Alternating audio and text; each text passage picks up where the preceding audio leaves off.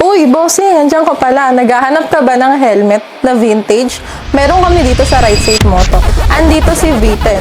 The V10 goes beyond the vintage look with new age features such as a lightweight fiberglass shell, aerodynamic performance, emergency tabs for extra safety, detachable and washable interior, and easy bolts for a quick visor replacement. This helmet is Bluetooth compatible with Smart HJC. Ito pala si V10 Pacman, limited edition for only 21,390.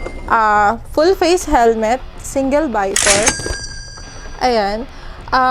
If ever naman mga bossing na gusto nyo na palagyan ng intercom, pwede rin siya. Ayan, ready for intercom na rin siya. Ayan, may slot siya sa gilid. And then washable din yung kanyang mga inner pads. Pwede si V10 nga pala, is pin lock ready na rin siya. Ayan, kung makikita nyo. Then sa Benz naman, ito yung mga air vent niya. And then, ito. Ayan. Si V10 ay maraming iba't ibang klase ng kulay.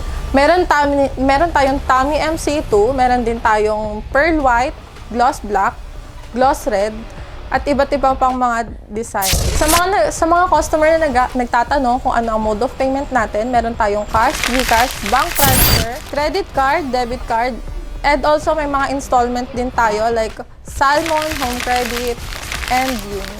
So ano pang hinihintay nyo sa mga ka-Ride Safe Moto natin dyan? Sugod na sa pinakamalapit na Ride Safe Moto Shop, meron tayong 5 branches na available.